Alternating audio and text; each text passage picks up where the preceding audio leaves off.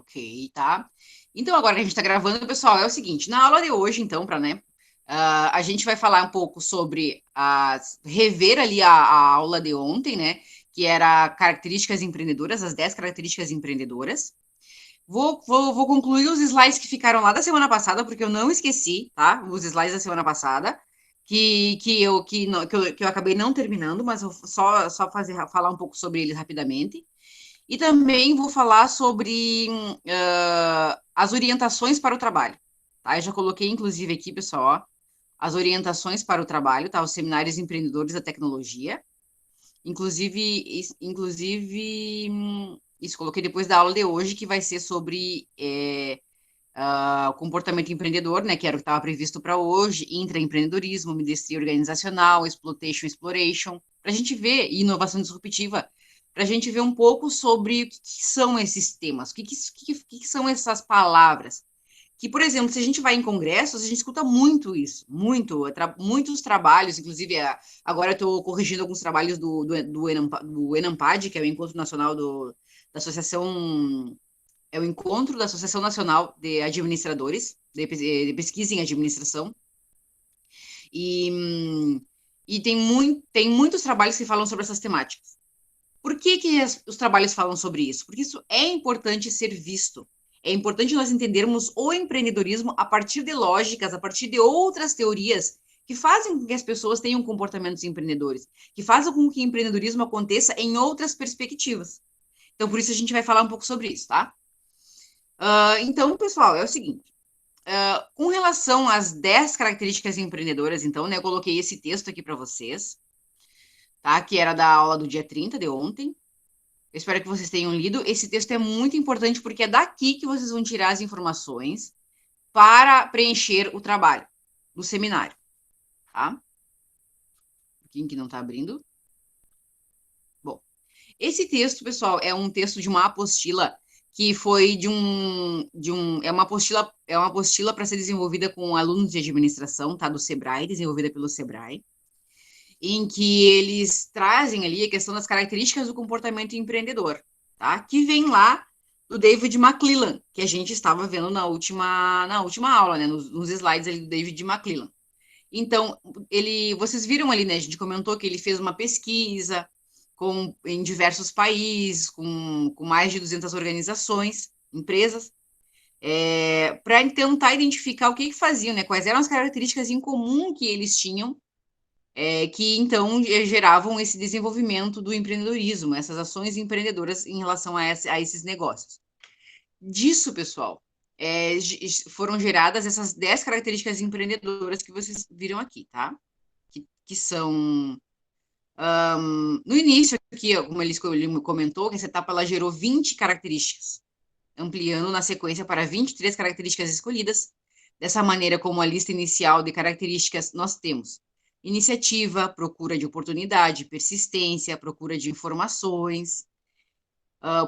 Todas essas que vocês estão vendo aqui não vou ler, tá? Mas vocês podem ler com mais calma, esse material está lá no Moodle. Depois, vocês já leram, é bem, bem importante. Só que, pessoal, depois isso foi mais condensado, né? Condensado e sistematizado de uma forma, a gente diz, em construtos, em ideias iniciais, em conjuntos, em agrupamentos em agrupamentos de características, certo? E aí ficou assim, tá meio travado, ficou assim. Tá meio travado aqui esses meus slides, a minha internet tá péssima. Ontem eu não consegui dar aula horrível no último período de noite, no primeiro período, porque tava se travando. Espero que você esteja escutando tudo direitinho. Então, pessoal, aqui, ó, aquelas 23 características aqui, ó, que eu acabei de mostrar, elas foram condensadas, foram agrupadas em construtos. Quais são os construtos? São as características do conjunto de realização, características do conjunto de planejamento, características do conjunto de poder. Tá? E dentro de cada um desses conjuntos, nós temos algumas características que englobam aquelas outras 23 características ali que nós acabamos de ver, que foram elencadas pelo David McClellan. Tá?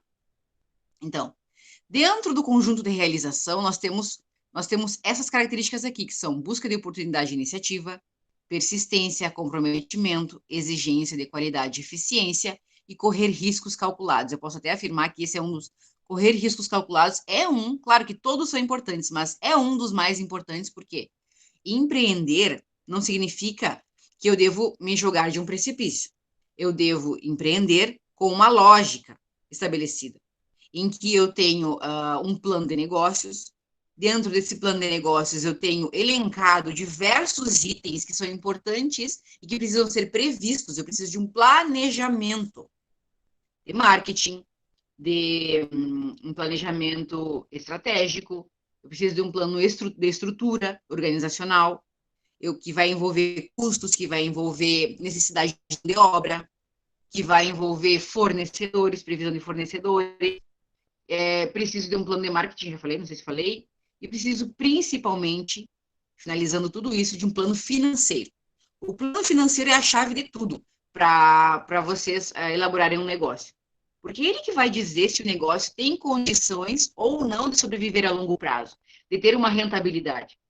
Então, eu não posso, por mais que eu tenha busca de oportunidades de iniciativa, consiga fazer isso, consiga vislumbrar oportunidades de negócio, por mais que eu tenha persistência e comprometimento e exigência de qualidade e eficiência e todos os outros itens, se eu não tiver, principalmente ali, a noção de correr riscos calculados, porque todo negócio é um risco, todo negócio vai envolver um risco. Por isso eu preciso ter esses riscos, que esses riscos eles sejam calculados, ou seja, eu planejei e eu verifiquei que a partir do meu planejamento eu consigo estabelecer metas de não falir, de não ter uma, de não ter, por exemplo, não só falir, né, mas enfrentar dificuldades financeiras que façam com que eu não consiga cumprir com o meu fornecedor, com que eu tenha estabilidade no meu negócio. O foco é esse, é a estabilidade do negócio, para que a pessoa não tenha um infarto, né, para que o empreendedor não fique com o coração na mão, correndo risco, assim, a todo instante do seu negócio ser fechado, dele, por exemplo, ser passível de multas do governo, por exemplo, a Receita Federal, órgãos de proteção ambiental, como Secretaria de Planejamento. São questões que nós precisamos, que precisam estar previstas, que precisam ser planejadas, que precisam, pelo menos, que o empreendedor saiba que ele precisa estar enquadrado em alguma normalização. Então, isso envolve a questão de correr riscos calculados. Eu preciso estar ciente de que eu corro riscos, quais são esses riscos e como eu posso fazer para amenizá-los. Ou preveni-los, inclusive, né? Esse é o foco, prevenir. Mas às vezes não dá para pensar em tudo, né? Também por isso a gente tem que ter essa noção do que planejamento é importante. Mas ainda assim, com planejamento, já vi várias empresas que fecharam, mesmo tendo planejamento, mesmo tendo plano de negócios. Isso acontece, pessoal. Se acontece com empresas que planejam, imagina o que não acontece com as empresas que não planejam, que não pensam o negócio de maneira estruturada, tá? Por isso que a gente foca muito nessa característica de correr riscos calculados, tá? Porque normalmente a gente vê isso no Brasil, isso não é muito frequente de acontecer, tá? Com relação ali, características do conjunto de planejamento, nós temos estabelecimento de metas, e esse estabelecimento de metas, ele vai se dar com base, depois nós vamos ver mais para frente no planejamento estratégico, ele vai se dar com base na matriz SWOT, ou na matriz FOFA, né, fraquezas, forças, fraquezas, ameaças e oportunidades, tá, matriz FOFA ou SWOT em inglês, tá? Busca de...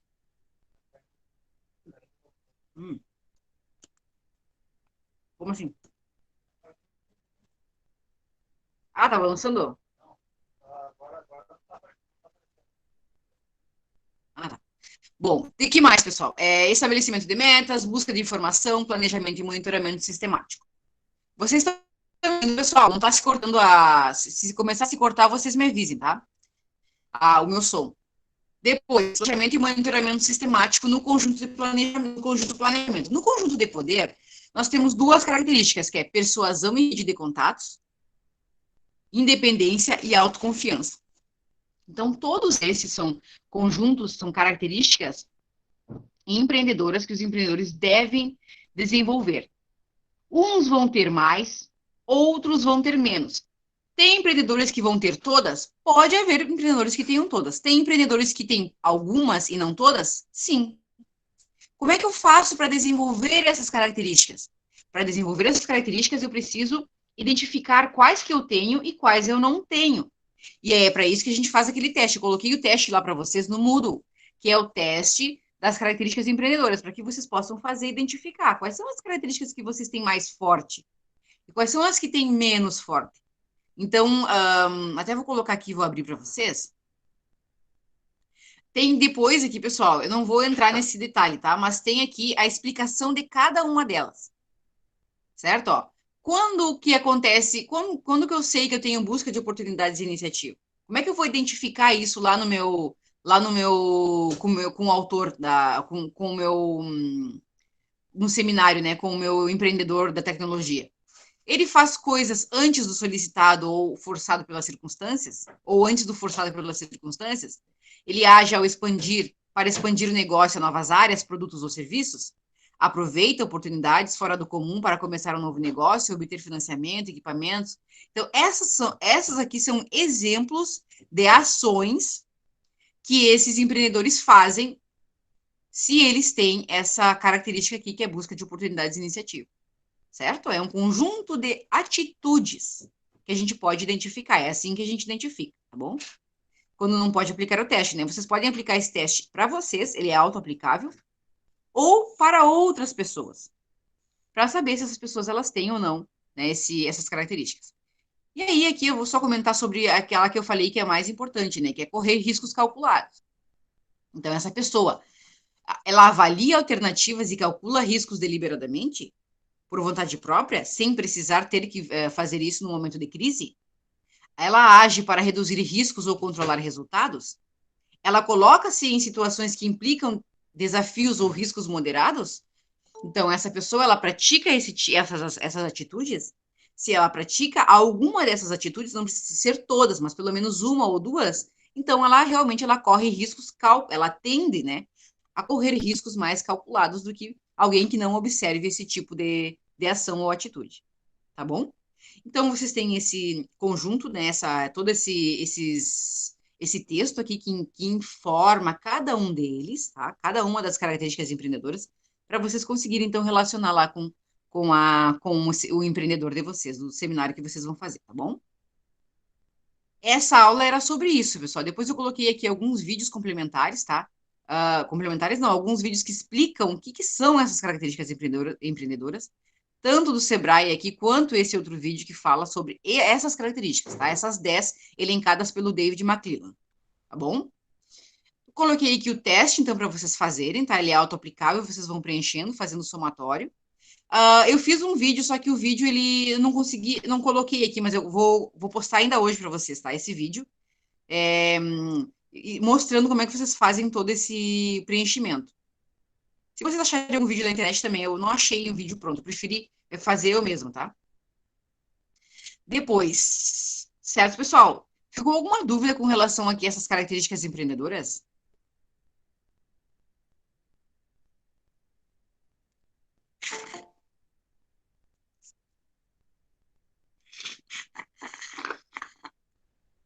Acho que não, né? Senão vocês teriam falado. Bom, então agora a gente vai falar um pouquinho sobre o nosso seminário, tá? Depois eu termino falando sobre o comportamento empreendedor. Vamos falar um pouco sobre o seminário, pessoal. O nosso seminário, então, é o seguinte, eu já coloquei aqui para vocês as orientações do Seminário Empreendedores da Tecnologia. Eu vou abrir para vocês darem uma olhada, tá? A entrega desse seminário, ou seja, a apresentação desse seminário vai ocorrer nos dias 14 e 15 de julho. Tá? Já está lá no Moodle esse material. Então, orientação para o Seminário Empreendedores de Tecnologia, a data de apresentação é 14 e 15 de julho. Eu tinha colocado antes ali duas datas, eu tinha colocado o dia 8, que vai ser semana que vem, e 14. Mas aí eu pensei assim, o pessoal pode que ficar antes, né, uma semana antes, pode se sentir prejudicado. Então, eu peguei e coloquei no dia 14 e 15, que aí fica tudo para a semana que vem, tá? Por isso que eu mudei ali, observem ali nas agendas de vocês, tá direitinho, para atualizar ali as aulas, tá? Então, dia 14 e 15 da semana, na semana que vai ser na outra semana ainda, sem ser a semana que vem, né? Deixa eu olhar o calendário aqui. Então, hoje é dia 1º, nós temos toda a outra semana que vem, que vocês vão ter para fazer esse seminário, tá? Nós temos aula, inclusive, semana que vem, é síncrona normal. É no dia 7, se eu não me engano, a nossa aula síncrona. Depois, nós temos aqui no dia 14 e 15, então, na outra semana, para todo mundo fazer Tem uma semana, então, né, na verdade, para fazer organizar este seminário. Tem bastante tempo, porque é bem simples, tá? Então, vocês vão escolher e apresentar um empreendedor da tecnologia, da área da tecnologia, tá? Contendo um breve histórico da sua vida e apresentar a empresa, o local, quantas filiais, quantos funcionários, tempo de funcionamento no mercado, coisas assim, tá? Os principais produtos que essa empresa produz, tá bom? 2. Neste trabalho, vocês deverão utilizar o material disponível na aula 3 do Moodle. Eu acho que é a aula 3, né? Não sei se é bem a aula 3 ali. Vamos ver aqui. Não, é aula. É aula. É aula.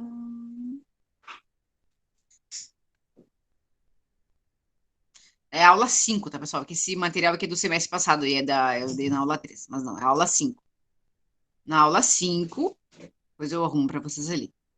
O material é disponível na aula 5 do Moodle, que trata das características empreendedoras, em que vocês deverão identificar quais as características que o empreendedor tecnológico, que vocês estão observando, né, possui, justificando por quê. Por que ele tem, por exemplo, correr de riscos calculados? Quando que na vida dele ele demonstrou isso? Ali, e vocês vão ver pela biografia, tem bastante material disponível sobre essas pessoas, tá? Por exemplo, citar alguma ação ou atitude do empreendedor em que demonstrou ter capacidade de assumir riscos calculados. Vocês devem identificar no mínimo 3 características, tá, pessoal? É 3 características que vocês devem identificar nesse empreendedor, tá? Depois, as apresentações elas serão realizadas, então, nos dias 15 e 16 de julho de 2021. A ordem das apresentações será realizada por meio de sorteio. Então, depois que a gente identificar que ao longo hoje, esse final de semana, ou até semana que vem, que a gente conseguir já se organizar, vocês conseguirem escolher os empreendedores que vocês querem, da lista que está no final deste arquivo, tá? É a lista que está no final deste arquivo aqui, tá, pessoal? A gente vai fazer, eu vou fazer um sorteio, eu gravo o sorteio e depois coloco lá no Moodle para vocês, para a gente ver que é tudo idôneo, tá? Não tem nada assim de preferência por ninguém. Vocês vão apresentar, e essa apresentação ela não pode ultrapassar mais de 10 minutos, tá, pessoal? Para poder dar tempo de todo mundo apresentar. Poderão ser realizadas por somente um integrante do grupo apresenta, tá? Senão fica uma confusão, todo mundo falando um em cima do outro. Então, vocês elegem um integrante do grupo apresenta e essa nota vai valer para todo o grupo, tá? Senão vocês ficam preocupados, eu falei pouco, não falei muito. E, na verdade, como é 10 minutos para cada grupo, então tem que ser bem sucinto. Os slides das apresentações, eles devem ser enviados por e-mail, tá? Para esse e-mail aqui, cristianearaújo.unipama.edu.br, no dia da apresentação, momentos antes da aula síncrona iniciar. Então, se vocês quiserem, eu posso até passar os slides para vocês, não tem problema nenhum, que aí já vou estar com esses slides, tá? E esta aqui é a lista, pessoal, lista nominal de empreendedores da tecnologia que deve ser utilizada. É aqui que a gente vai se basear para vocês escolherem. Então, às vezes, por exemplo, aqui do Wikipedia ou da Microsoft, por exemplo, nós temos o Bill Gates, o Paul Allen, tá? Temos aqui também o da Google, a gente tem o Larry Page, o Sergey Brin. Do Wikipedia, a gente tem o Jimmy Wallace, o Larry Sanger, tá? Então, vocês vão escolher um empreendedor. Então, não tem problema se 2 grupos vão pegar o Wikipedia, porque aí tem o Jimmy Wallace para um grupo e tem o Larry Sanger para outro grupo. Eu vou colar agora essa lista, agora mesmo, lá no grupo do WhatsApp, tá? Por quê? Porque aí vocês vão escolhendo de que forma. Vocês copiam, escrevem o nome de vocês ali e já escolhem, já fica ali. Quem escrever primeiro fica com o nome, tá? Desses empreendedores. Depois que vocês escreverem o nome de vocês colam de novo. Quem é que estava entrando? A Vitória estava esperando para entrar? Conseguiram entrar? Entenderam, pessoal? Olha só, eu vou copiar aqui essa lista e vou escrever meu nome ali. Vou escrever aqui, ó, Ctrl V. Eu quero da Pixar, tá? Aí eu vou escrever aqui, Cristiane. É só um exemplo, tá, pessoal? Que eu tô fazendo isso aqui e vou dar um Enter. Então, essa lista, ela vai se atualizando, ó. A Cristiane escolheu o Steve Wozniak da Pixar, tá? Não escolhi, é só um exemplo. Vocês podem escrever em cima se quiserem pegar ele, tá? Peguei e escolher ele. E aí, todos os outros vão fazendo isso. Vão escolhendo o empreendedor que querem pegar e vão colocando ali. Depois que todo mundo escolher o seu empreendedor, eu faço o sorteio e coloco lá no Moodle a ordem das apresentações. Entenderam, pessoal, como é que funciona, como é que vai funcionar isso? Tem gente que já está até escrevendo ali, já está escolhendo o seu. Vocês podem ir escolhendo para apresentar, tá? É assim que a gente organiza, tá bom? É a melhor forma, porque aí todo mundo fica sabendo tudo ao mesmo tempo, já fica os colegas, todo mundo já sabe quem escolheu quem, então não tem nenhum problema em relação a isso, tá? Os trabalhos, pessoal, podem ser em duplas ou trios. Vocês escolhem.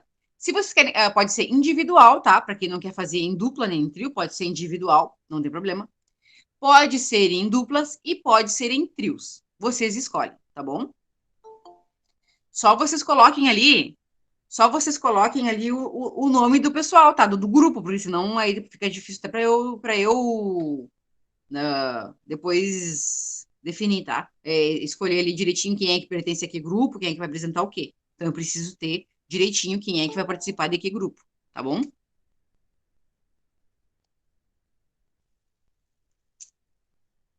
Ficou alguma dúvida em relação a esse material, pessoal? A apresentação com relação à apresentação do seminário? Amanda, é individual, em dupla ou trios, tá? Eu coloquei ó, individual, já tá lá na orientação, em dupla ou trios. Por que pode fazer individual? Porque nós estamos em pandemia.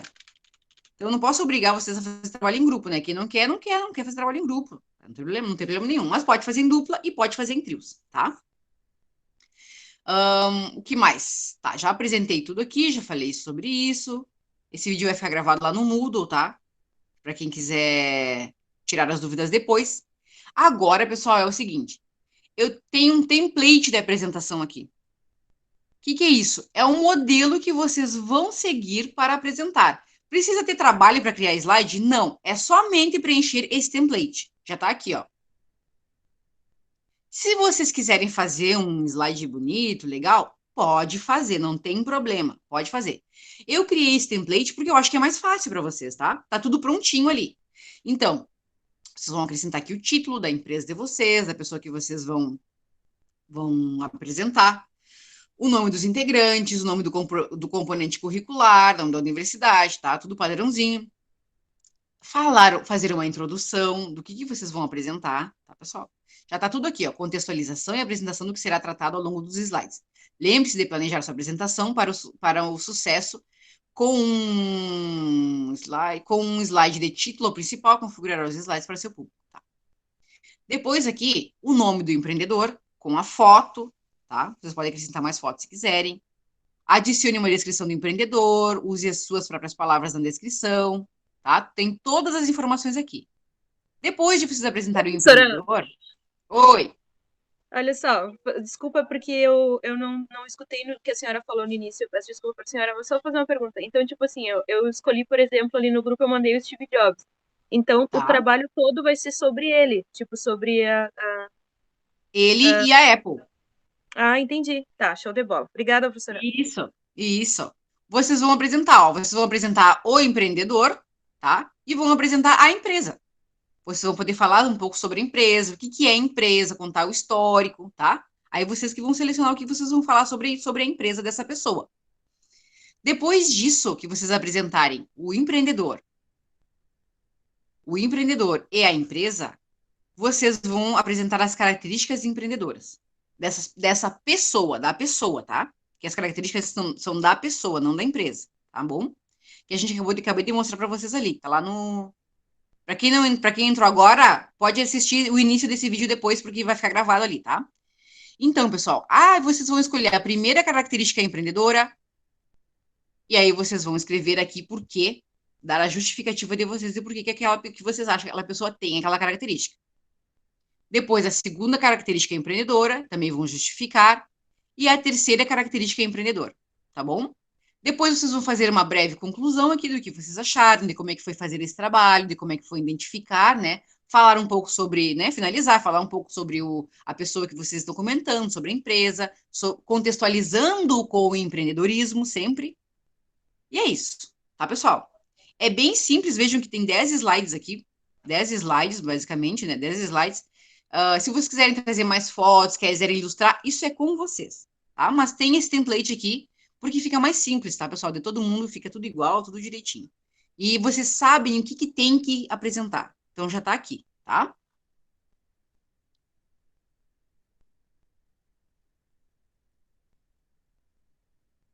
Ah, vamos ver lá. Vamos ver lá no WhatsApp. Que o que colocaram aqui? Deixa eu ver o chat aqui.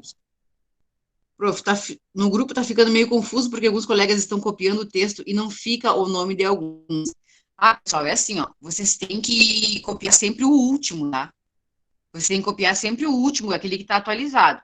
Mas calmem, a gente vai arrumando isso agora ao longo do dia. Eu vou arrumando ali e vou consultando vocês se, por exemplo, ó, uma dupla escolheu o mesmo. Aí a gente vai ver quem escolheu primeiro, tá bom? Então, olha só. O Alex e a Janete escolheram Bill Gates. Aqui a Gabriele, a Isabela Cruz e a Shane escolheram o Reed Hastings, do Netflix. Aí depois aqui, vamos ver. A Sâmia e a Sâmia? São duas Sâmias? Ah, tá. As Sâmias escolheram o Zhang Yimin, do TikTok. Só que aí, pessoal, assim, ó, vocês têm que sempre copiar o último, a versão mais atualizada.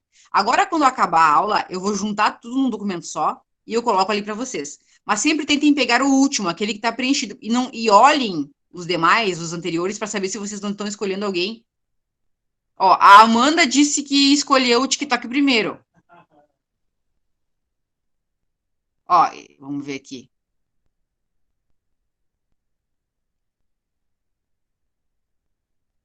E onde que tá, Amanda? O teu nome no TikTok aqui? Não, não tá aqui, vamos ver aqui.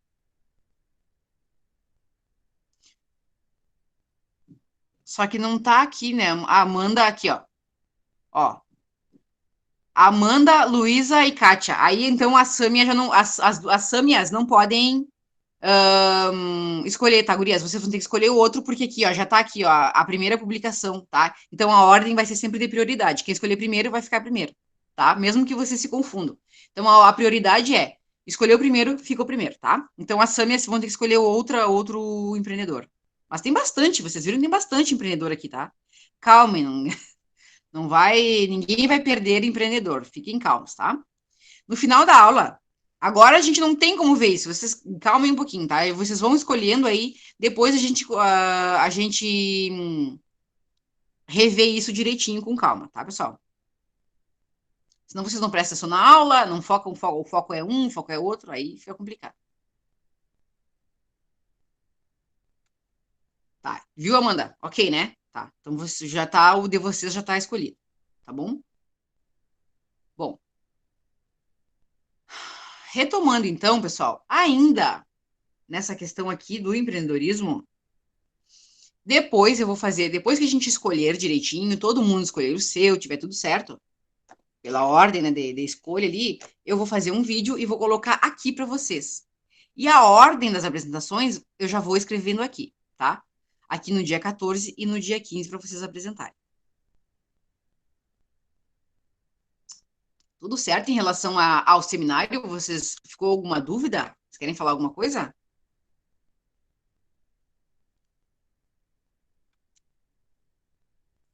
Se não, pessoal, eu vou terminar os slides que ficaram para trás, tá? Lá na nossa última aula.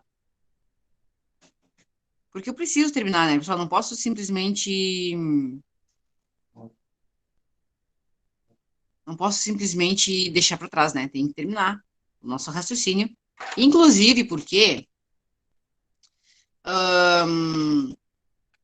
Eu parei aqui, ó, no David, foi no David McClellan, né? O David McClellan que ficou da última aula, que eu queria comentar com vocês, tá? Essa aqui é a pessoa que fez, né? Que elaborou, pesquisou para elaborar as 10 características empreendedoras, que eu comentei com vocês, até eu falei que ele era da pirâmide do Maslow, né? Que era da pirâmide das necessidades humanas. E eu errei. E não é. Mas não estava tão errada, porque tem uma teoria que vocês devem ter visto em TGA, tá? Que é a teoria da motivação, que é aquela teoria que fala dos fatores higiênicos e dos fatores motivacionais. Parece que eu vou entrar aqui para dentro da tela, pra dentro da tela da câmera. Então, essa teoria, pessoal, é uma das teorias geradas, tá? Que a gente trabalha em TGA, que é a teoria dos fatores higiênicos e fatores motivacionais, muito importante, inclusive, que fala, né? Ela, de maneira geral, ela fala que as pessoas no ambiente de trabalho, elas chegam, elas atingem um nível de satisfação em que elas acabam não se motivando a desenvolver ou a melhorar, que seriam os fatores higiênicos, tá? Esses fatores da própria estabilidade das suas atividades acabam não promovendo esse. Meu Deus, meu WhatsApp tá aqui, tá cheio de entrando, mandei mensagem. Eles acabam não desenvolvendo o interesse por melhorar, por melhorar o seu desempenho, por vestir a camiseta, digamos assim. E os fatores motivacionais são aqueles fatores satisfacientes, são aqueles que vão causar satisfação, e essa satisfação vai gerar uma motivação nesse colaborador. De maneira geral, é isso que fala essa teoria, tá?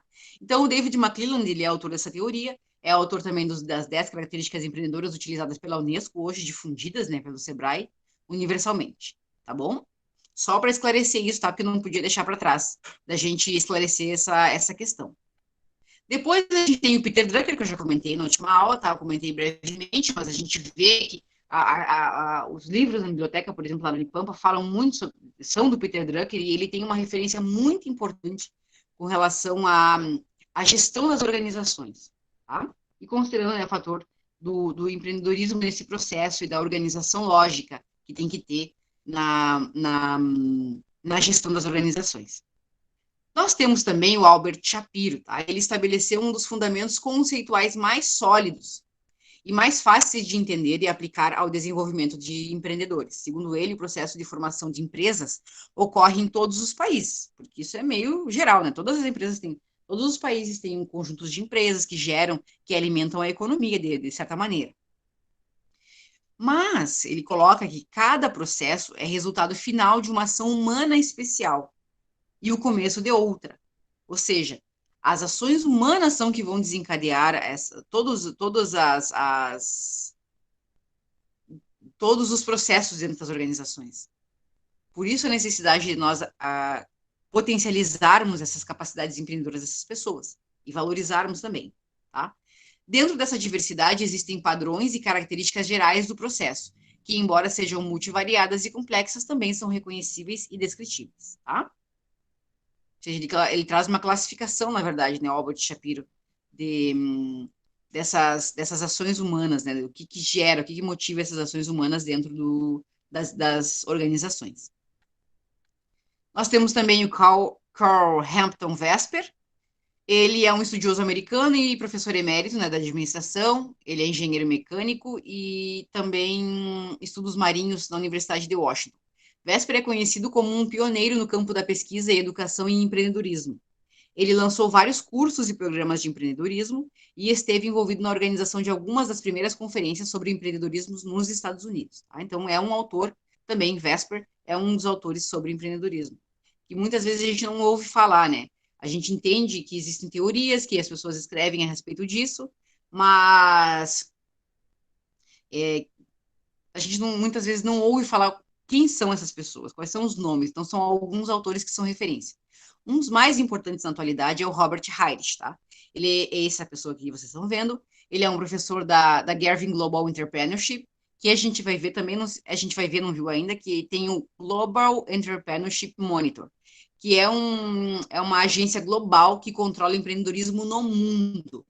O Brasil, ele tem uma agência do Global Shipper, do GEM, GEM, né, que é Global Entrepreneurship Monitor, e eles geram relatórios de empreendedorismo, tanto do Brasil quanto do mundial, né? Então, é uma fonte de informação muito importante quando a gente quer tratar ou conhecer um pouco mais sobre como acontece o empreendedorismo no mundo.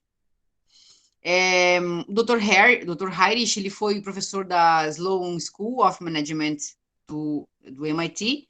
Por 10 anos, ele montou um programa de empreendedorismo na Universidade de Tulsa e ele atua como membro do conselho consultivo do New Certified Exchange, tá? Ele atua como diretor da Noteworthy Medical System e ele é diretor do do Centro, né, de Empreendedorismo Global da Thunderbird e da Garvin School of International Management, tá? Isso não é nem aula de inglês para ficar falando isso, mas são instituições importantes no contexto do empreendedorismo, tá? Por isso que justamente mostram, né, a importância desse autor aqui, do Robert Heinrich, em relação à a temática do empreendedorismo e a relevância, porque o empreendedorismo é algo que ele não é estático. Meu Deus, tem mais gente ainda. Tem o Jeffrey Timmons e tem também aqui o Louis Jacques Fillion. O empreendedorismo, pessoal, ele não é estático, ele é algo que ele vai se desenvolvendo. É como tudo. Como todas as teorias que a gente vê, a gente vai aprendendo, ele vai evoluindo, as sociedades elas vão mudando e as características elas vão acabando, elas vão se modificando ao longo do tempo. Não as características empreendedoras, mas as características da população como um todo, da sociedade. E a forma como a sociedade vê o mundo também ela muda. Ela evolui ou desevolui. Aí vai depender, né, da forma como a gente vê, do que a gente está analisando.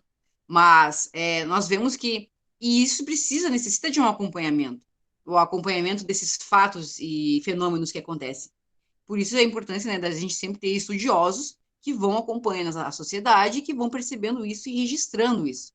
E isso acaba virando ciência, que é o que a gente vê, né? Acaba virando teoria, acaba virando ciência e formas de nós entendermos o mundo, tá? Jeffrey Timmons, então, foi um professor americano de empreendedorismo, falecido em 2008. Ele é conhecido como pioneiro tanto da pesquisa da educação, tanto da pesquisa quanto da educação em empreendedorismo. Tá? Durante sua carreira, ele publicou vários livros e mais de 100 artigos sobre isso. Tá? Ele deu palestras sobre temas de empreendedorismo, novos empreendimentos, finanças empresariais e capital de risco. Em 2004, Timmons foi nomeado educador de empreendedorismo no ano pela Associação dos Estados Unidos para o Empreendedorismo de Pequenas Empresas. É dito ser o primeiro a ter usado a palavra empreendedor em um título de dissertação. E a sua dissertação, que foi do ano de 1971, ela tratou sobre o desenvolvimento empresarial e de liderança em um gueto da cidade do interior, em uma área rural deprimida. Esse seria o título a temática, né, da dissertação dele, tá bom? Do Jeffrey Timmons. Então, ele é um autor bem importante, tem livros na biblioteca sobre ele também, que ele escreveu, tá? Por fim, pessoal, o Louis Jacques Fillion, ele é professor e pesquisador do Centro de Empreendedorismo de Montreal, no Canadá, tá? Uma das principais escolas de administração desse país, e seu nome sempre influenciou o trabalho de um dos monstros do empreendedorismo no Brasil, que é o Fernando Dolabella. Tá? Fernando Dolabella é um dos principais autores brasileiros. Até deveria ter um slide sobre ele aqui. Sobre empreendedorismo. E ele é interessante porque ele trata o empreendedorismo de maneira muito peculiar, porque ele tem um livro que tem lá na biblioteca, que infelizmente a gente não pode acessar, eu espero que tenha na biblioteca virtual, que é O Segredo de Luísa, é o nome do livro. E nesse livro ele conta a história da Luísa, que ela foi passar um tempo com a tia dela, assim, no interior, e lá no interior tinha muitas goiabeiras. Eu não vou dar spoiler, né, do livro, mas ela viu que ali tinha uma potencialidade. Então, ela começou a fazer algo com aquelas goiabas que tinham em abundância. Então, é uma forma lúdica e também um entretenimento, né? Uma forma assim, de entretenimento, é uma história, é um livro de uma história, mas ele, ao mesmo tempo, ele relaciona com ações empreendedoras. E a gente, ao ler a história, acaba se envolvendo, né? Ali entendendo um pouco mais de como é que se operacionaliza o empreendedorismo nas pessoas.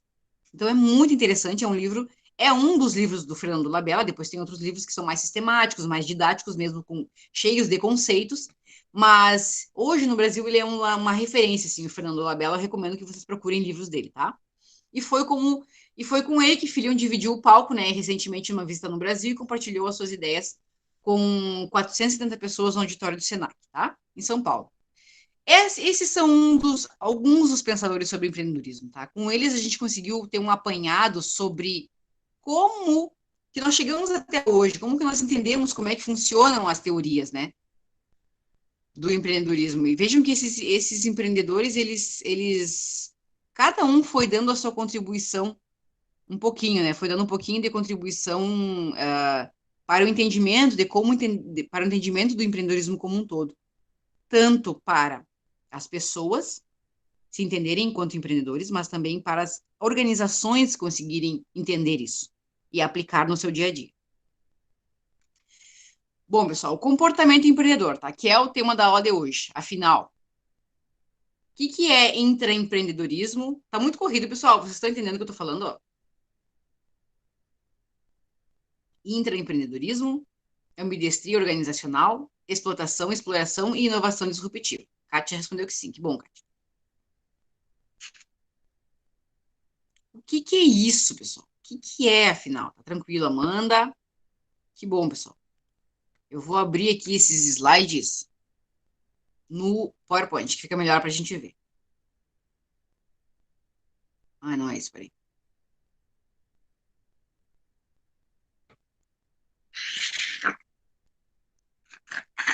Ah, sim, fica melhor. Tá, então, o que é isso, pessoal? Afinal, né? O empreendedorismo ele é cheio de termos e expressões próprias, características dele, né? Como, por exemplo... Ah, tá horrível de frio. Eu tô aqui tentando me aquecer com o chimarrão, né, Kátia? Mas acho que o pior do frio já passou, porque os últimos dias têm sido péssimos, né? Horrível. Bom, como, por exemplo, VC, Elevator Pitch, MVP, e um dos que mais foi absorvido pelo mundo dos negócios foi o conceito de inovação disruptiva. Tá?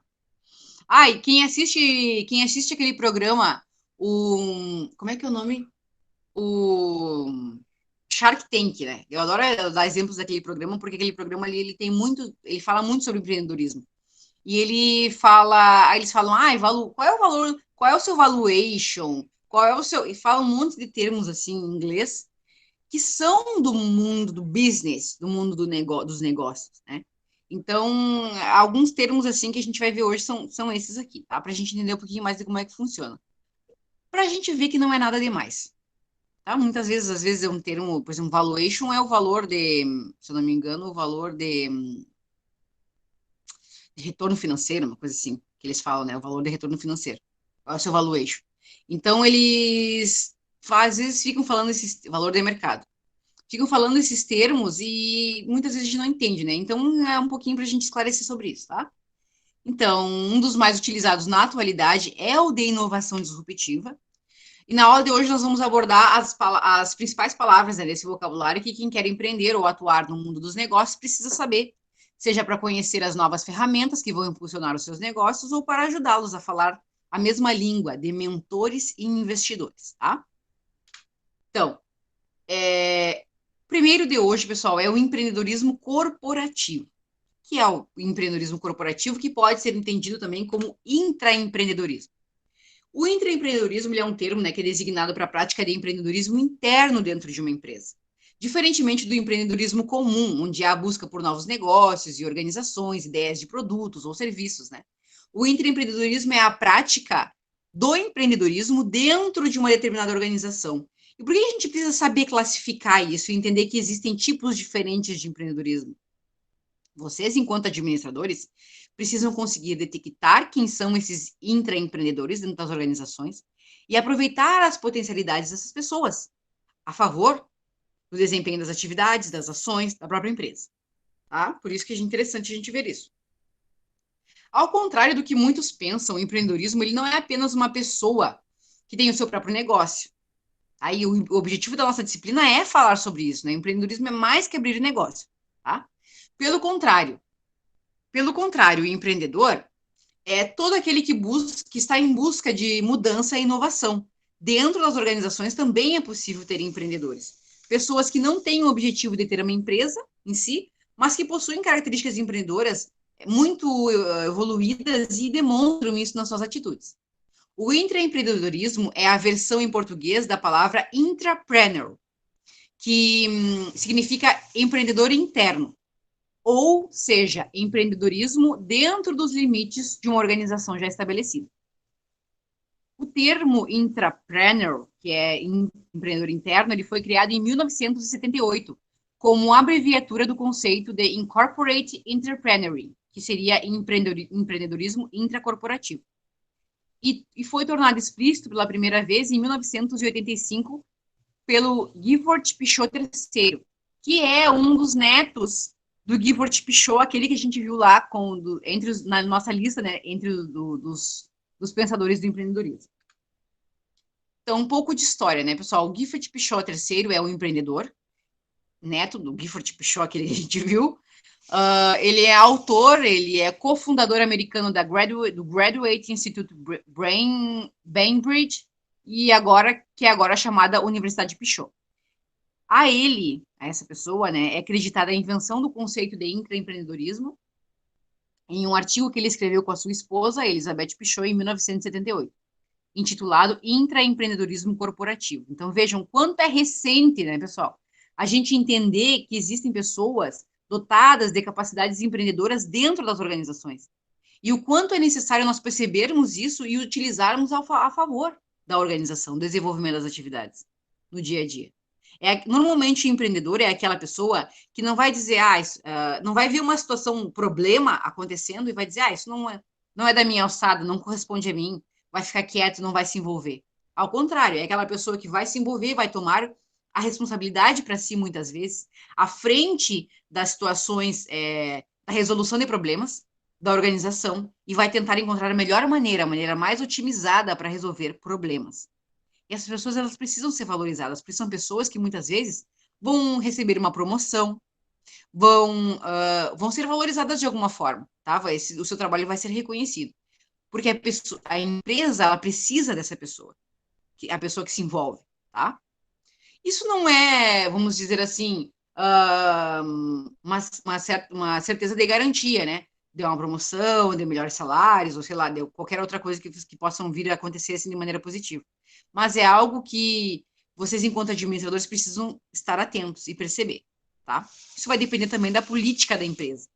A gente também tem que observar que existem empresas que trabalham de maneira diferente, que têm políticas estabelecidas, e isso muitas vezes engessa, né, todo esse processo.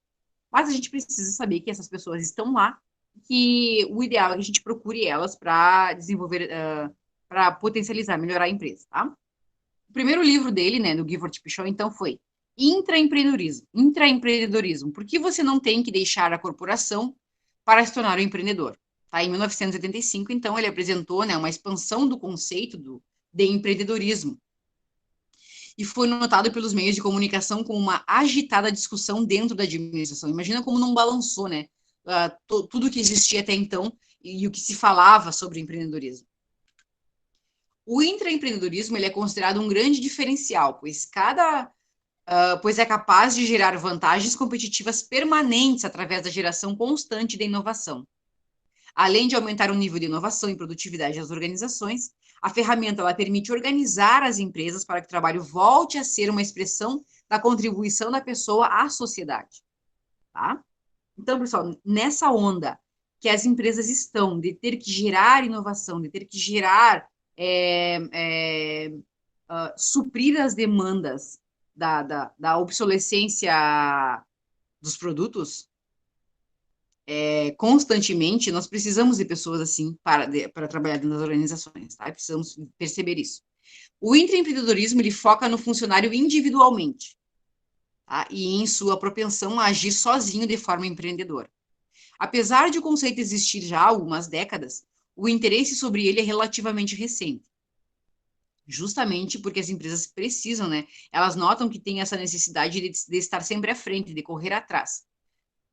Em uma época em que a concorrência é cada vez mais acirrada, Por que que a concorrência é mais acirrada? Porque cada vez nós temos mais empresas, o número de empresas aumentando, o número de tecnologias, o avanço, o acesso fácil, né, ao desenvolvimento de tecnologias, com o apoio da ciência de dados, com o apoio da informação corrente, né, porque a informação hoje em dia ela já não é algo mais pertencente às elites, por exemplo.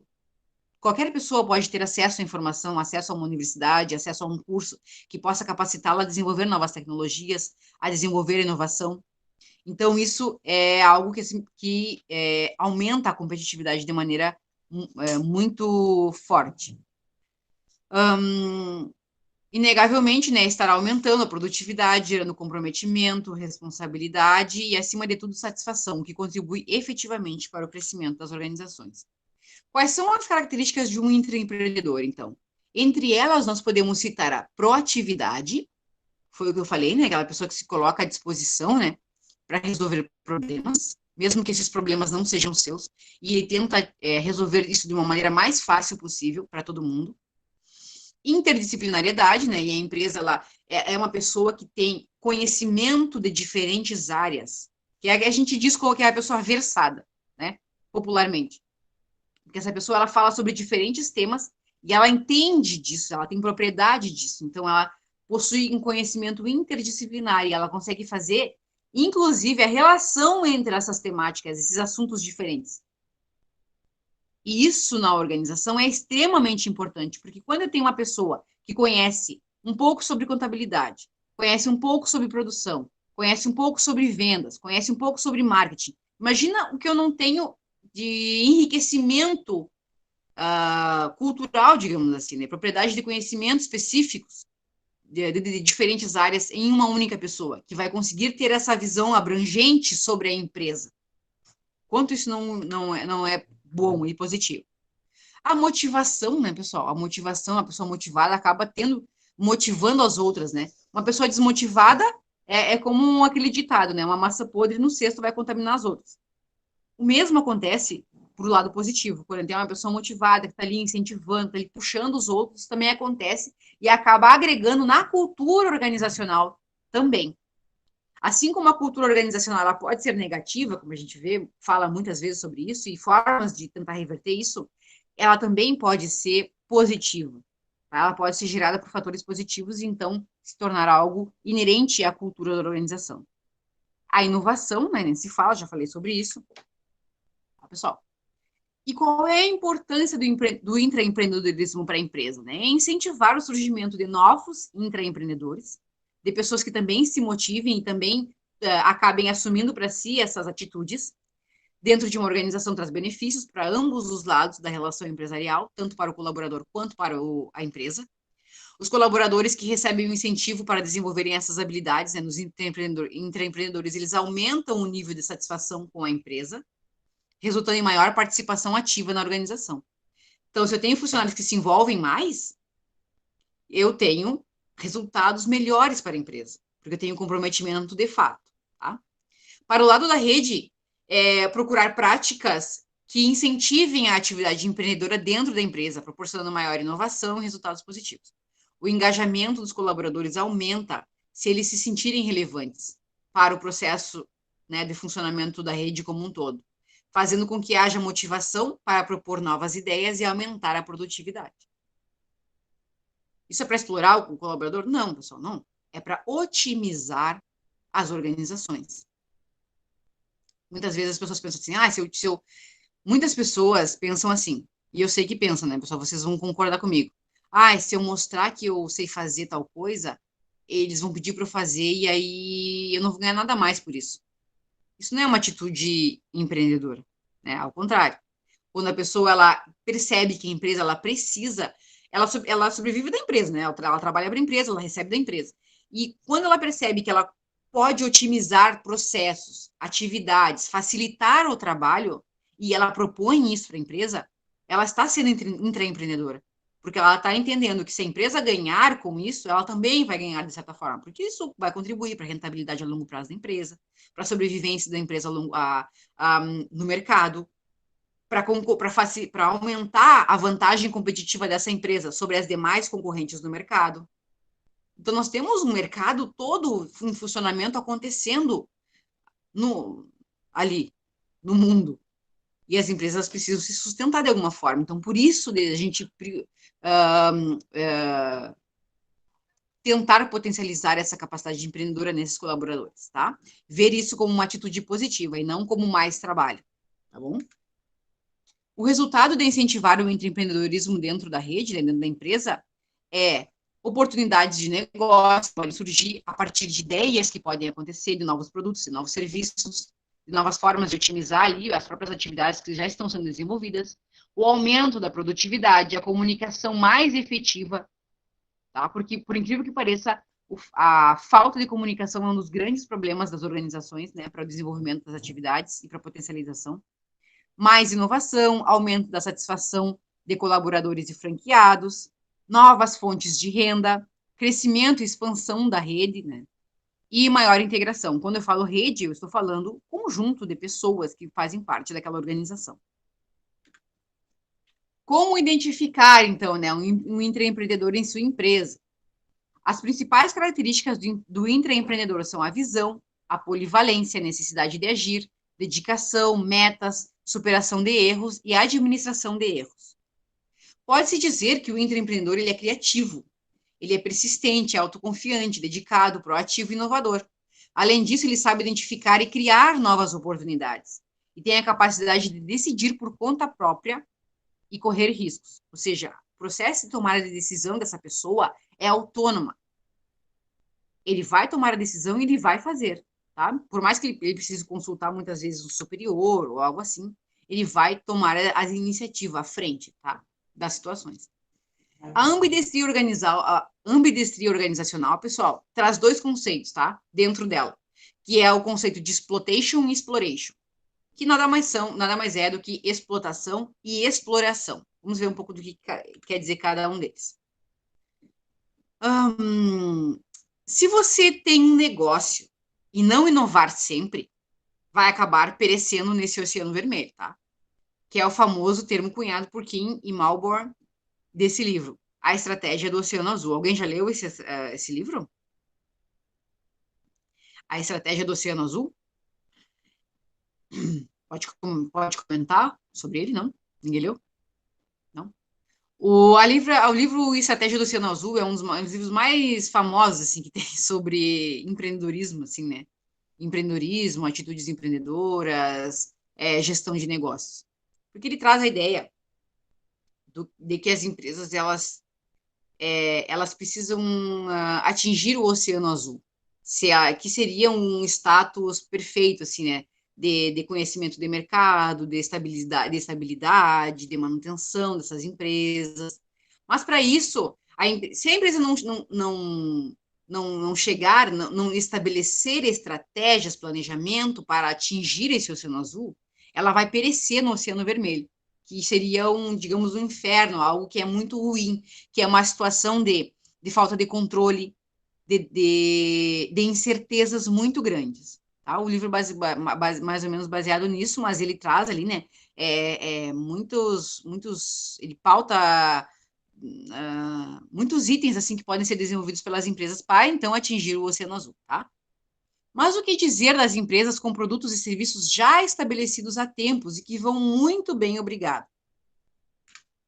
Como, por exemplo, né? Não preciso nem falar o nome da empresa. Se vocês vissem só o semblante da marca, vocês já reconheceriam, que é a Coca-Cola.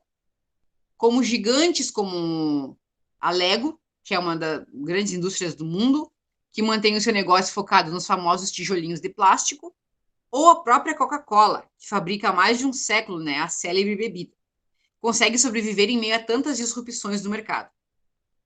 Disrupções são rompimentos de culturas de consumo ou rompimentos de novos produtos. Quando surge um novo produto, por exemplo, que quer combater um produto anterior.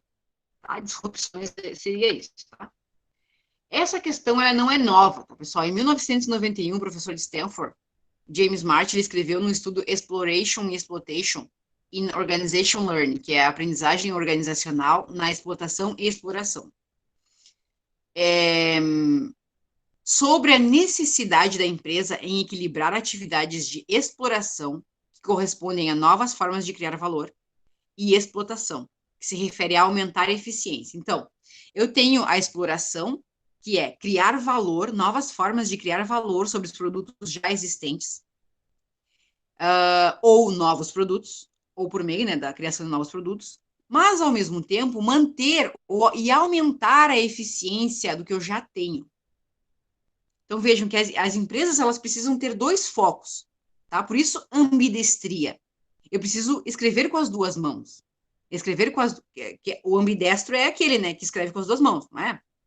Então, quando eu consigo ver que a empresa, ela precisa ser ambidestra, ela precisa escrever com as duas mãos, né, entre aspas, porque ela precisa olhar o que ela já tem e criar valor em cima daquilo que já tem. Eu não posso perder o valor que o meu produto possui diante do mercado, diante do meu público consumidor. Então, ele precisa ser reinventado, ele precisa sofrer transformações, eu preciso agregar valor para que o meu público não perca interesse em consumir meu produto. Mas, ao mesmo tempo, eu preciso criar coisas novas. Eu preciso observar o mercado, ver as tendências de demanda e consumo e abastecer isso. Então, eu não posso simplesmente abandonar aquilo que... Tem um documentário no YouTube que fala da guerra entre a Coca-Cola e Pepsi. Mas, inclusive, pessoal, a Pepsi é uma das grandes vilãs. Ela não pode ver uma empresa nova fazendo sucesso que ela vai lá e compra. Tem uma aula sobre isso na disciplina de competitividade, eu acho. É competitividade, eu falo sobre isso. A Coca-Cola, ela não pode ver uma empresa que ela vai lá e compra. Tinha uma empresa era um refrigerante de cola com sabor de canela. Assim. Eu não lembro o nome agora, era Mr. Peps, tá? Aí, isso lá nos anos 70, o Mr. Pepsi começou a fazer sucesso, a Coca-Cola, ela precisou copiar aquilo ali. Incrível, né? A Coca-Cola precisa copiar, mas eles precisavam fazer muito sucesso aquela bebida, era diferente. Não satisfeita em tentar copiar a fórmula, anos depois a Coca-Cola foi lá e comprou a marca Schweppes, tá? Que é do Mr. Pepsi, que era que produzia essa bebida. Por isso hoje a gente tem o Schweppes, por exemplo, que é bem comercializado, que é um refrigerante de limão, né? Que vende no supermercado. É da Coca aquele refrigerante. Por quê? Porque eles compraram a marca para poder usufruir, né? Usufruir da receita dos direitos de utilizar aquela marca. Por mais que anteriormente eles tenham tentado copiar e criado uma marca paralela. Então vejam, a Coca-Cola precisou criar uma marca paralela, que era bem parecido, inclusive, os nomes, assim. Era Dr. Pepper, uma coisa assim. E eu acho que até tem, não vou entrar agora porque a gente já é 11h15, tá? Mas tem essa história, tá? Do Dr. Pepper e do Mr. Pepper, do Mr. Pips, uma coisa assim. Então, pessoal, essa concorrência, né, da Coca-Cola tem que se mexer, mas isso na verdade não passa de uma técnica de exploração, de criar valor ou criar novos produtos dentro do seu mix de produtos para competir no mercado. Então, se a Coca-Cola não estava conseguindo combater a marca concorrente com a Coca-Cola, ela foi lá e criou um produto muito similar, digamos que até é substituto àquele produto, tá? Então, a empresa, isso que trata a ideia de ambidestria organizacional. Eu tenho meu produto, eu tenho um mix de produtos estabelecido que eu preciso manter, mas, ao mesmo tempo, eu preciso olhar ao entorno para ver o que está acontecendo e adaptar, criar novos produtos ou serviços para atender também a essas novas demandas. Por isso que um é exploração e o outro é explotação, tá? Ambas são importantes para o sucesso da organização, enquanto a primeira pode estar associada a inovações mais radicais, que seriam criar novos produtos ou serviços, e de um futuro mais distante, né, talvez a longo prazo. A segunda, ela é ligada a inovações incrementais e resultados mais de curto prazo, que eu consigo fazer com produtos já existentes. Tá bom, pessoal? Ficou clara essa noção de explotação e exploração?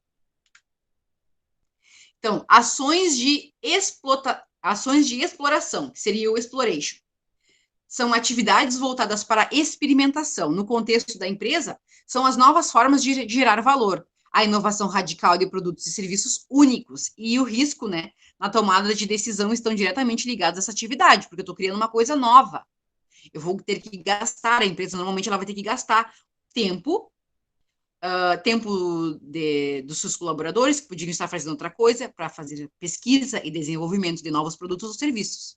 tá? E dinheiro, porque eu preciso gastar para desenvolver. Eu preciso desenvolver estudos, fazer testes, fazer uma série de protocolos e procedimentos para garantir que esse produto possa ser disponibilizado no mercado. Seja ele um shampoo, um cosmético, seja ele um alimento. Imagine, né? Um contexto tão grande que nós temos de possibilidades de exploração de novos mercados, de exploração de novos produtos e serviços. E as ações de explotação, que é o exploitation, que são atividades voltadas para o refinamento e a eficiência dos processos, que eu já tenho na minha empresa. Por isso que é visando a eficiência, tá? No contexto da empresa, são as formas de desenvolver produtos e serviços já estabelecidos, que eu já tenho. As pequenas melhorias e inovações incrementais em produtos já existentes são exemplos de ações de explotação. Tá? Então, ambiente organizacional é isso, é a capacidade da empresa em reunir competências para inovar e para aumentar a sua eficiência ao mesmo tempo. Não basta apenas inovar, é preciso também dar atenção aos produtos, serviços e processos que já são instituídos pela organização. Não posso só focar, eu preciso inovar, preciso criar novos produtos. Mas muitas vezes a própria inovação ela pode partir dos produtos que eu já tenho, das melhorias que eu vou fazendo, da criação de valor que eu tenho a partir dos produtos e serviços já existentes. E o equilíbrio dessas atividades e tensões que podem existir, né, por assim dizer, que já podem ser conflitantes, seria a configuração de uma empresa ambidestra, tá? De eu conseguir manter essas duas visões e duas prioridades dentro da minha organização. Bom, é como se a Coca-Cola fizesse exploração ao adicionar ao seu portfólio de bebidas não carbonadas e fizesse a explotação ao lançar novos sabores de Fanta. Ou a Lego, né, continuar investindo em seu portfólio de brinquedos, mas ao mesmo tempo que pensa em novas formas de brincar no universo digital. Na verdade, são dois exemplos que a gente tem aqui, tá, pessoal? No sentido da Lego, porque os brinquedos da Lego são muito antigos. Existiam Legos que eram de madeira. Tá? A Lego começou a fazer brinquedos de madeira. Então, é muito antigo. E é um produto que ainda se vende sozinho. Porque é educativo, chama a atenção das crianças, as crianças gostam de montar, é colorido, é barato, inclusive, né? Não da marca, né? Da marca eu não sei o preço, mas tem produtos alternativos substitutos que substituem, né? Que são mais acessíveis.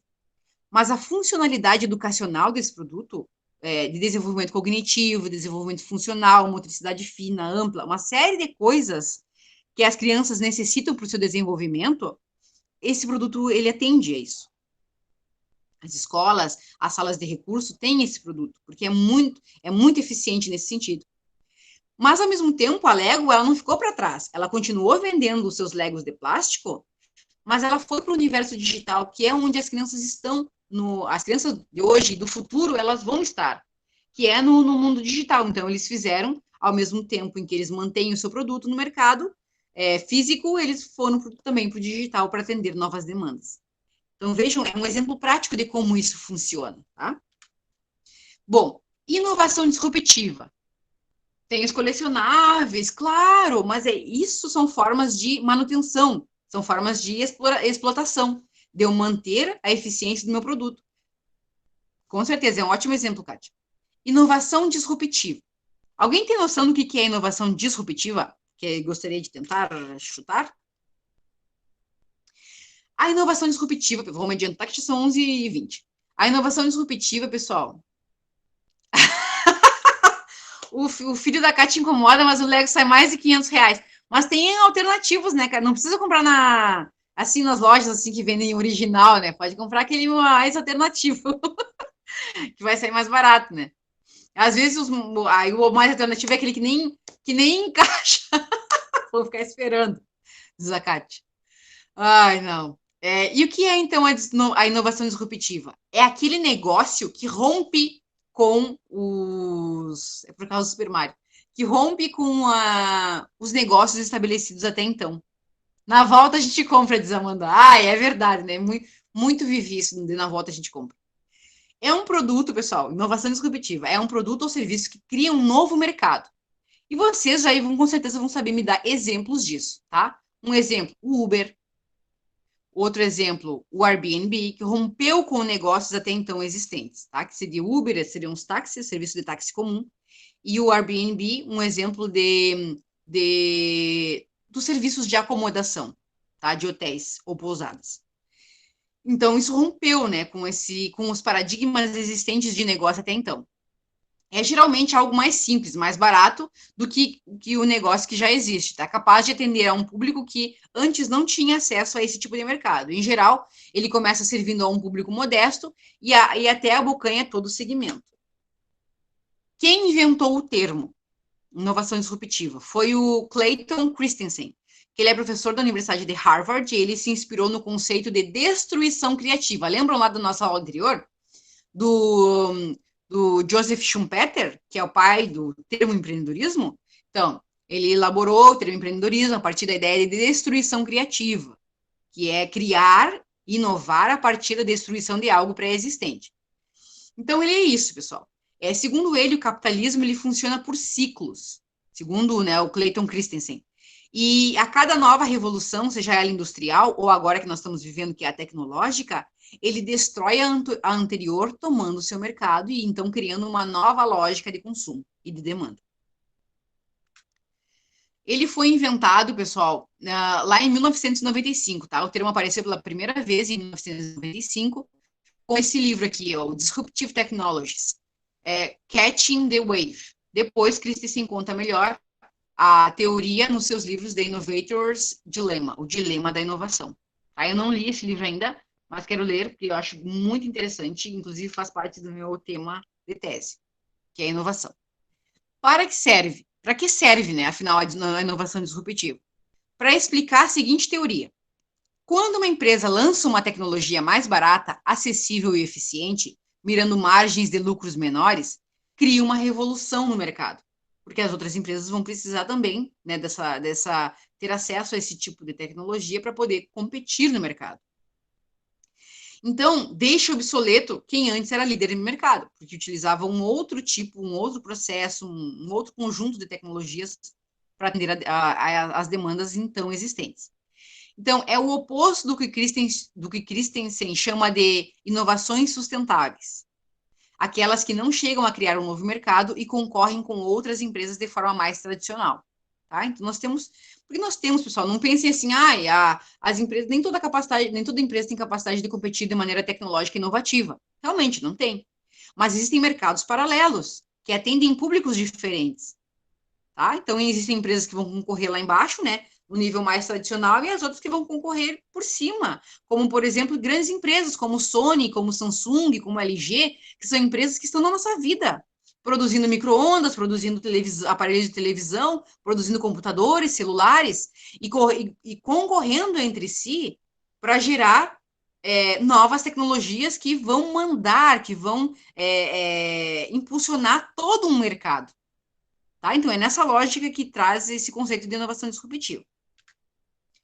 Para que os pioneiros não fiquem vulneráveis, a única saída, né, é fazer uma autodisrupção. Um exemplo, né, é a própria HP, aquela empresa, né, de computadores, impressoras, investindo em linhas de PCs populares, antes que a Lenovo faça. Então, tem uma concorrência, né, da Lenovo com a HP.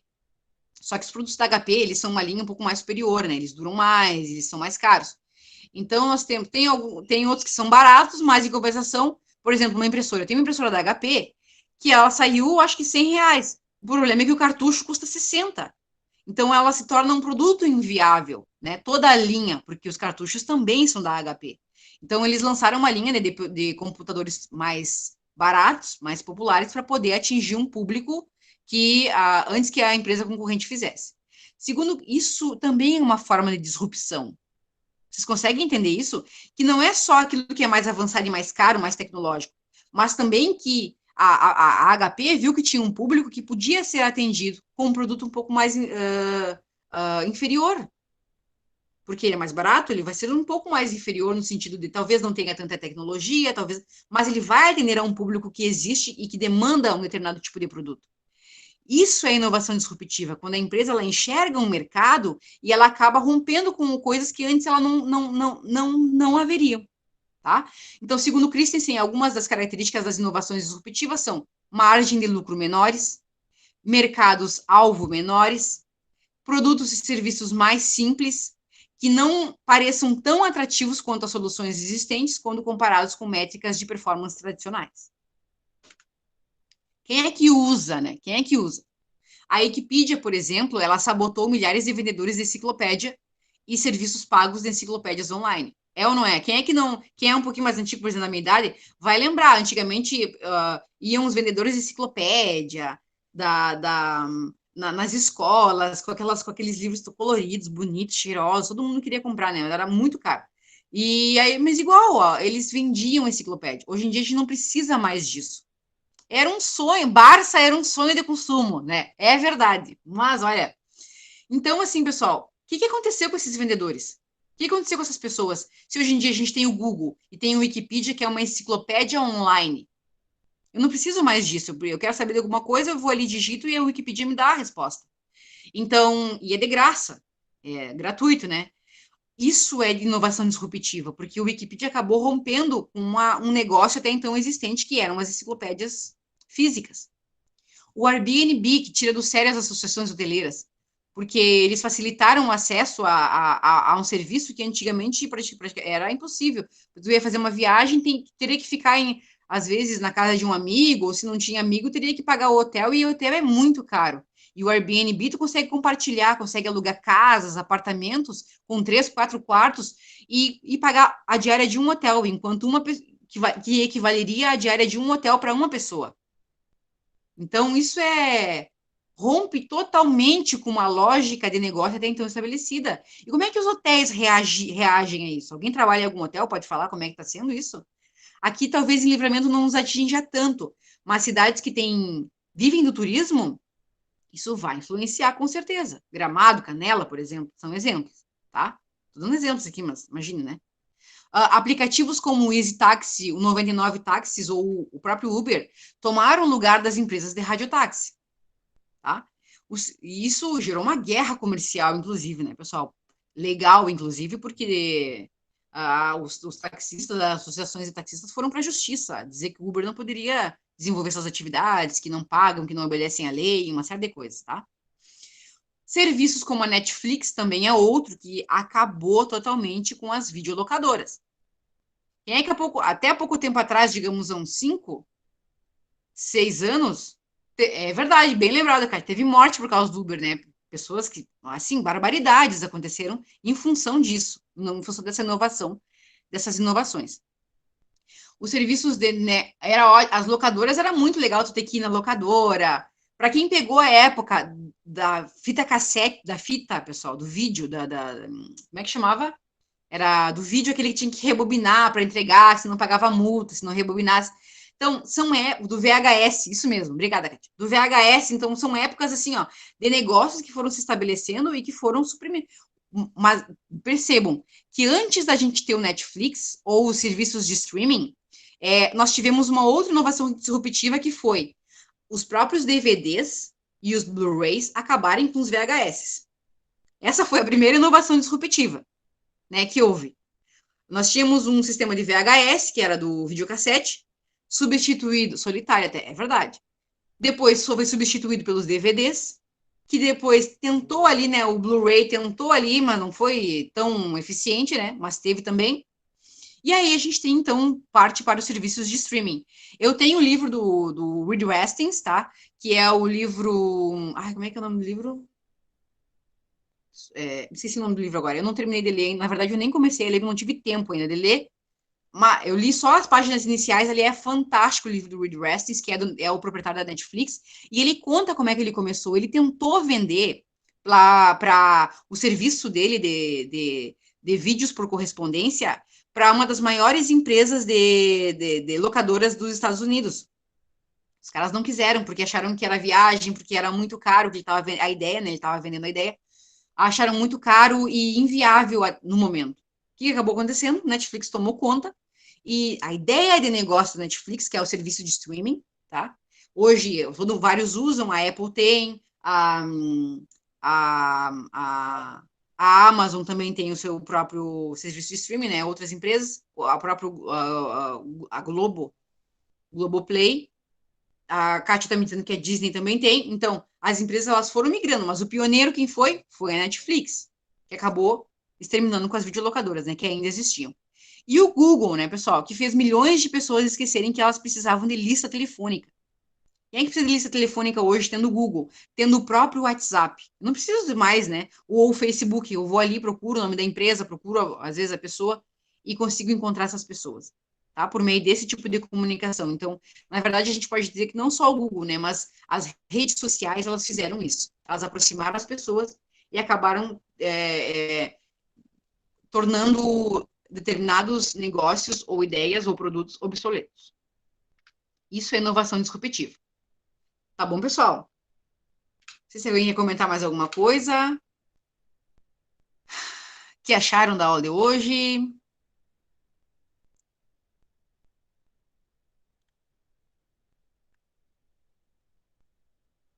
Certo, pessoal? Vou parar a gravação aqui.